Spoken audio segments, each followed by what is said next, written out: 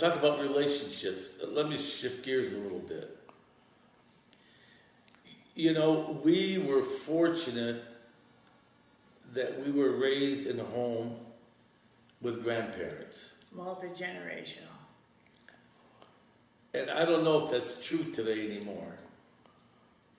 And the older people are younger than our elders were. Yeah, 80's the new 60. That's what they say. That's what I'm happy to say since I'm pushing 80. But go ahead. Sorry. Never mind, you kept telling me to retire. I didn't have to retire. I'm in my 60s, not my 70s. It's not true. It's not true. He wants to be in his 60s. I mean, my grandmother, my dad's mom lived with us.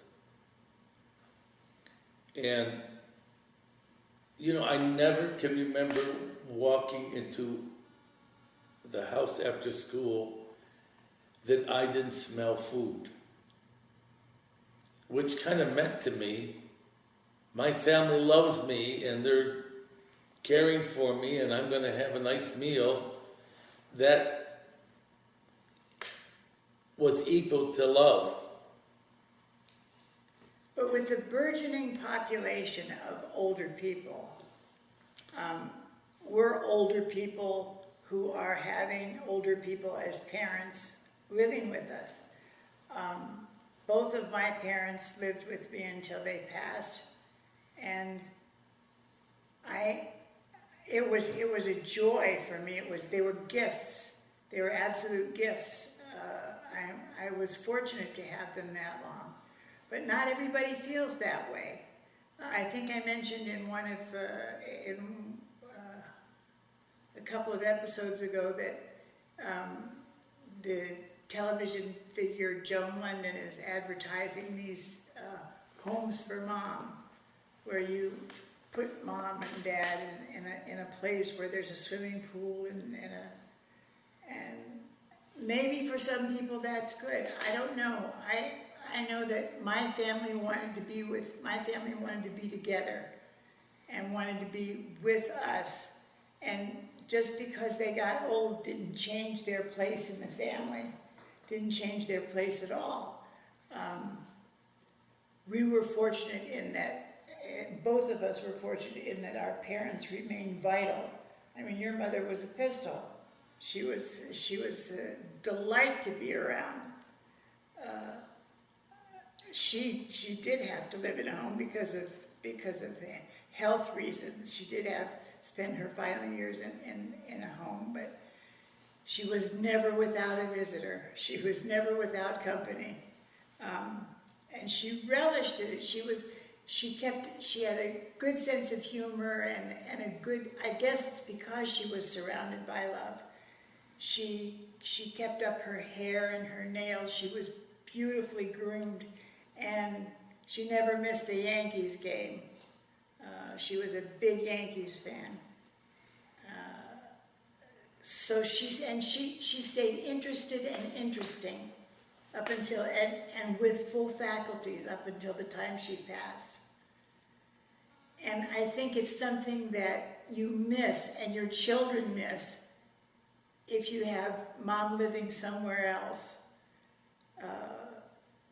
If you don't have a close association with the grandmother, with the matriarch of the family or the patriarch of the family, if you don't have that, they miss wisdom, they miss genuine fun, and stories that they would never hear. And what about you with your grandfather?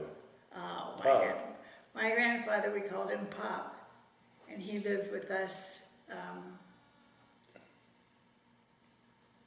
I was never allowed to, my parents were never allowed to discipline me because my grandfather took me over. I was his running buddy, I was his pal. I learned how to roll cigarettes when I was 3 years old because he smoked bugler tobacco and would send me to the store for his bugler. I learned how to roll them, yeah.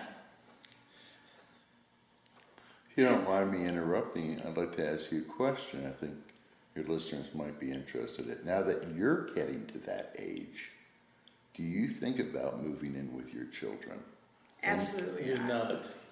not. So is that going against what you're saying, that here we have two people approaching that time in life?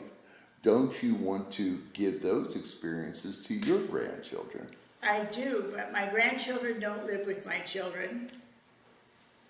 The family unit has changed. The family unit has changed. We're more scattered than we used to be. And I think it's a shame. I think it's a shame that those are experiences that they'll miss. I had a wonderful compliment from my grandson a couple of months ago who said, "I want to get married and have children so that my children can know you and see how cool you are," which was, it melted my heart to hear him say that. But I think that the young people yearn for that, and I think it's as the parent in the middle between the generations, it's our duty to see that they maintain, whatever the circumstances are, that they maintain a relationship, to hold family soirees, family dinners, family gatherings, where or to do it on a regular basis. Every Sunday we have dinner with Grandma and Grandpa. Like on the Blue Bloods, that television show where they all sit around the table, and it's multi-generational. You learn so much more. You learn more than you do in school. You learn about life, and nobody purveys the history, or can purvey the history the way they can. The history of the family, the history of relationships in the family, how we're related, and most of us are immigrants, or our families of immigrants. How did our families get here? Why did they choose this city? Why did they come at this time? In our case, in both of our cases, my family, my grandparents fled the Ottoman Empire. They were Christians in a Turkish, and the Turks were not very happy with having the Christians around. They were persecuting them. So they left their villages and made their way to the new shores. And I learned all of those things. I learned many stories about when the Turks would come, and how they fled, and how they would walk from village to village to find work. I learned those things from a grandparent. My mother didn't tell me. She didn't. Maybe nobody told her. Maybe nobody had the time to tell her. But the generation skipped, and I got all the richness. From your grandfather. Right. And you from your grandmother. Mm-hmm. Yeah. But you asked the question, would we live with our kids? Yeah, back to that, we should have answered it. The reason I say no is that we're younger